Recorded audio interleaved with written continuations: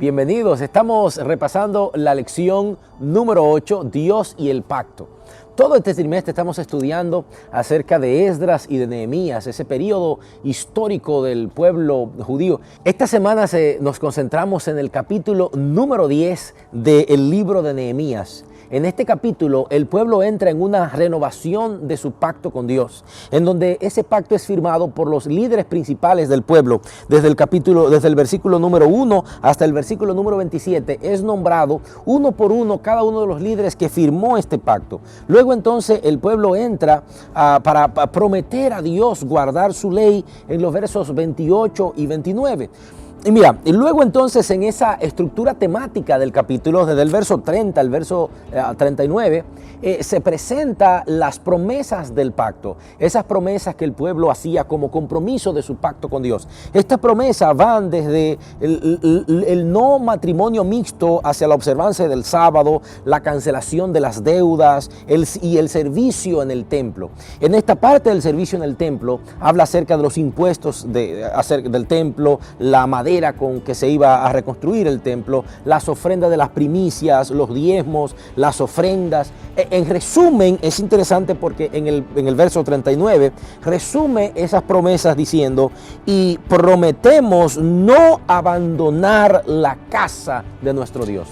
Mira qué interesante. O sea, dentro de las promesas, el pueblo comienza a colocar esas promesas que le ayudan a relacionarse unos con otros y también esa relación con Dios, incluyendo su templo, y prometen no abandonar el templo. Ahora, para entender la importancia de este capítulo, para entender la profundidad y lo exquisito de esta renovación de pacto, vamos a entender lo que era el pacto en el Antiguo Testamento y cómo Dios estableció el pacto con su pueblo a través de las edades en el Antiguo Testamento.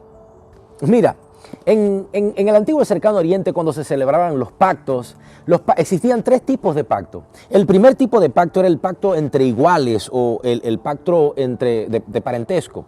Este pacto era establecido por personas en donde tenían igual estatus. Ambos se comprometían a cumplir cada parte del pacto, pero era entre partes iguales. En este caso, por ejemplo, el matrimonio en el antiguo cercano oriente era establecido entre partes iguales. Ahora, el pacto de vasallo o tratado de vasallaje describe un pacto que se establecía entre dos partes no iguales, donde había una parte mayor y una parte menor. Generalmente se hacía entre reyes, naciones, en donde el rey asumía un compromiso de parentesco, un compromiso con una nación menor. Esa nación menor se comprometía a cumplir las especificaciones del pacto o las promesas del pacto, las condiciones del pacto. Y si no cumplía estas condiciones, entonces era establecido una especie de castigo por el no cumplimiento de ese pacto. El tercer tipo de pacto es el pacto de gracia. Es el tipo de pacto que Dios establece con su pueblo en el Antiguo Testamento. Este tipo de pacto es un pacto en donde se entra de manera voluntaria y la parte mayor asume un compromiso en este pacto del no cumplimiento de las especificaciones. Por ejemplo, si de repente la parte menor que entraba en relación no cumplía con las especificaciones, la parte mayor estaba obligada a cumplirla. Este es el tipo de pacto que entra Dios estableciendo con su pueblo. Generalmente los pactos tenían ciertas partes. Existía un preámbulo o un título de la parte superior. En este caso, Dios establece estos títulos. Había un preámbulo histórico, luego había una regulación hacia el pacto, luego una copia del pacto o las especificaciones que eran regularmente leídas, y luego entonces venían las bendiciones y las maldiciones. Las bendiciones cuando se cumplía ese pacto y las maldiciones cuando no se cumplía ese pacto. Estas partes las encontramos nosotros cuando Dios hace pacto con su pueblo. Vamos a ver ahora los diferentes pactos que Dios establece con su pueblo a través de las edades en el Antiguo Testamento. El primer pacto es el pacto de Dios con Adán. Aunque no aparece la palabra pacto, pero de manera indirecta, Dios establece una relación pactual entre él y Adán y Eva. En Génesis capítulo 1 al capítulo número 3, Dios aparece dándole instrucción a Adán. Dios aparece diciéndole a Adán lo que tenía que hacer, entrando en relación con Adán y dándole ciertas especificaciones de lo que Dios esperaba que Adán hiciera. Tenía que labrar la tierra, tenía que proteger el jardín del Edén. Y entonces en Génesis capítulo número 2, verso 13, Dios asume con Adán una relación pactual de padre e hijo. Luego, Adán peca, se rompe esa relación de padre e hijo y aparece entonces Dios renovando ese pacto con Noé. Es interesante porque cuando leemos la historia de Noé y la relación de pacto que Dios entra con Noé, Dios hace como una especie de descreación, si pudiéramos llamarle. O sea, porque Dios, de repente es destruido todo lo que Dios había creado en el principio, en Génesis. Todo lo que Dios había hecho, todo lo que Dios había creado, ahora aparece descreándose, aparece quitándose, muriéndose, exterminándose con el diluvio. Y luego entonces Dios entra en una relación de pacto con Noé.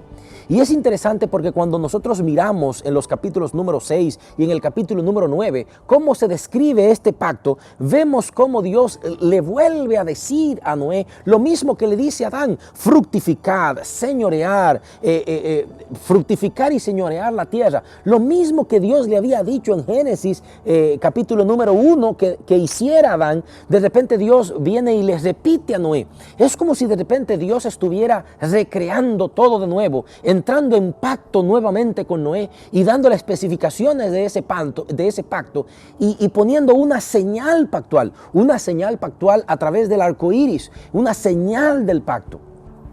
Luego entonces encontramos nosotros el pacto de Dios con Abraham. Dios establece pacto con Abraham en el Génesis capítulo número 11, Génesis capítulo 15, 22, capítulo número 22, aparecen las descripciones de las promesas de ese pacto. Pero me parece algo interesante aquí. En Génesis capítulo número 15, cuando Dios entra en pacto con Abraham y Dios le da las especificaciones del pacto a Abraham, es de repente como una especie de pacto sucesivo del anterior.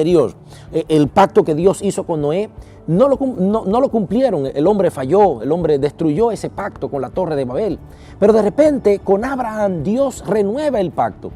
Pero es interesante con esta renovación de pacto porque en el capítulo número 15 de Génesis, el pacto se describe y dice que Abraham toma animales y parte en dos estos animales, parte el becerro en dos, parte animales en dos. Había sangre para la relación pactual, para el sellamiento del pacto. Generalmente había sangre, tenía que haber sangre, esa sangre que sellaba el pacto, porque el haber sangre decía lo que pasa con esta sangre va a pasar con el que no cumple el pacto. En el caso de Abraham, me parece muy interesante porque Abraham parte los animales en dos, pero en el verso 17 del capítulo número 15 dice que cuando se puso el sol y todo estaba oscuro, apareció un horno humeante y una antorcha de fuego que pasaba por entre los animales divididos. Y aquel día hizo Jehová un pacto con Abraham. O sea, ese pacto que Dios hace con Abraham y aparece Dios pasando, esa antorcha que Abraham ve, es Dios pasando por en medio de los animales divididos. La idea de haber animales cortados en dos, lo que quería decir en el sellamiento pactual era que pase con el que incumpla este pacto lo que pasa con los animales. Cuando Dios pasa por en medio, Dios está asumiendo el compromiso del pacto y Dios está diciendo que pase conmigo lo que pasa con estos animales si se incumple este pacto. Dios no incumple el pacto. Abraham, el ser humano, es quien incumple el pacto. Por eso es que en el cumplimiento pactual, Cristo tiene que morir por el incumplimiento del pacto que la humanidad hace con Dios. Luego entonces aparece la relación pactual de Dios e Israel. Israel como nación, como pueblo. Y ahora ese pacto se renueva como el conocido el pacto sinaítico, en donde el pueblo llega al monte Sinaí y allí entonces Dios entrega las leyes en su relación del pacto. Es interesante porque en la relación de pacto de Dios con el pueblo de Israel en el Sinaí, encontramos todas las partes del pacto, en donde Dios hace un preámbulo histórico. Si tú ves rapidito en Éxodo capítulo número 20, Dios le dice: yo soy Jehová tu Dios, que te saqué de la tierra de Egipto, de casa de servidumbre. Dios hace una especie de recuento histórico de lo que es Él. Dios es la parte mayor en este pacto de gracia. Y Dios hace un recuento de lo que ha hecho por su pueblo y luego entonces le da las condiciones pactuales. Es interesante porque ¿cuál es el papel que juega la ley acá? ¿Cuál es el papel que juega la ley en las condiciones pactuales de Dios con el pueblo de Israel?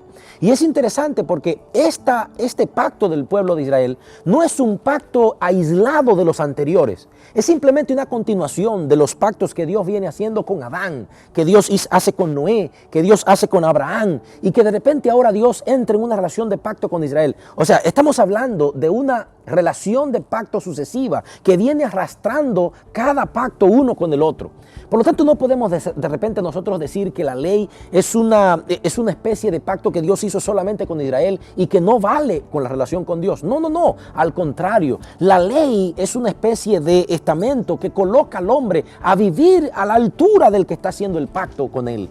Porque las leyes eran esto en los pactos. Las leyes o las condiciones del pacto no eran más que las cosas que colocaban al vasallo, al menor, para vivir a la altura del mayor, para colocarlo a la altura del mayor. O sea, tú entras en pacto conmigo, pero para tú entrar en pacto conmigo, tú tienes que cumplir estas condiciones. Estas condiciones te colocan a ti a la altura de entrar en pacto conmigo.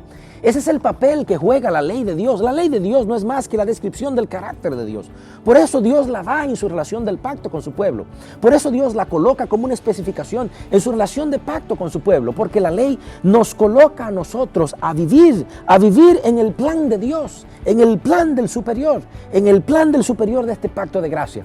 Por lo tanto, no podemos nosotros decir que la ley no está vigente para nosotros hoy en la relación de pacto. Al contrario, es una relación de pacto que viene de manera sucesiva y que llega hasta nosotros. Luego del pacto que Dios hace con Israel, entonces vemos en Jeremías que Dios entra en un nuevo pacto. Ese nuevo pacto queda escrito en Jeremías capítulo número 31 y en el verso número 33. Pero este es el pacto que haré con la casa de Israel después de aquellos días, dice Jehová. Pondré mi ley en su mente, la escribiré en su corazón, y yo seré su Dios y ellos serán mi pueblo. Mira que en el nuevo pacto Dios dice que va a colocar la ley, pero la va a colocar en el corazón. Y que Él va a ser nuestro Dios y que nosotros seremos su pueblo. Este nuevo pacto ya no viene matando un cordero. Este nuevo pacto viene a través de Cristo Jesús, que viene y se inmola como cordero. Viene y es muerto en la cruz del Calvario para que tú y yo pudiésemos entrar en relación pactual. Pero es interesante porque en el nuevo pacto la ley continúa. La ley continúa ahora en el corazón para que sea obrada en la vida del ser humano. La ley continúa en el corazón para que pueda ponerla en el ser humano por obra en su diario vivir. Y entonces entre en ese proceso de santificación, de reconciliación y de misión con su pueblo. Mira, lo que ocurre en Nehemías capítulo número 10, lo que está ocurriendo en Nehemías capítulo número 10 es eso. Una relación de pactos renovada del pueblo con Dios. El pueblo entra en liberación, Dios lo libera. Dios le permite venir y reconstruir. Ahora reconstruyen. Y cuando reconstruyen, entonces el pueblo entra en una relación pactual que es firmado por los líderes, que entra y el pueblo se compromete también. Es una relación pactual que hace del pueblo vivir con Dios como su Dios.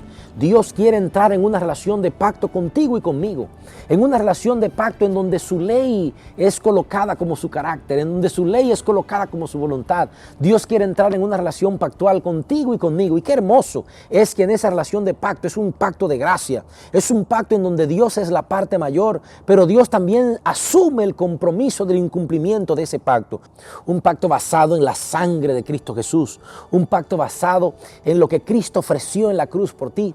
Así como Dios pasó por en medio de los animales con el pacto con Abraham, así Cristo pasó en la cruz del Calvario, derramando su sangre por ti y por mí, por el cumplimiento del pacto de toda la humanidad, para que tú y yo pudiésemos entrar en pacto de relación con Él. Un pacto de gracia, un pacto que incluye la ley como el deseo de Dios para el ser humano, el deseo de lo que Dios quiere que tú y yo hagamos, la forma de cómo Dios desea que tú y yo nos comportemos. El pacto de gracia que incluye santificación, un pacto de gracia que incluye misión, que incluye relación con Dios. Dios te bendiga muchísimo. Síguenos en nuestras redes sociales, síguenos en nuestro canal de YouTube y comparte, dale a la campanita que está acá, dale like, a la manita hacia arriba y comparte con tus amigos, con todo el que conoce, para que también puedan recibir el repaso de la lección y otros videos más que subimos. Dios te bendiga y nos vemos la semana que viene.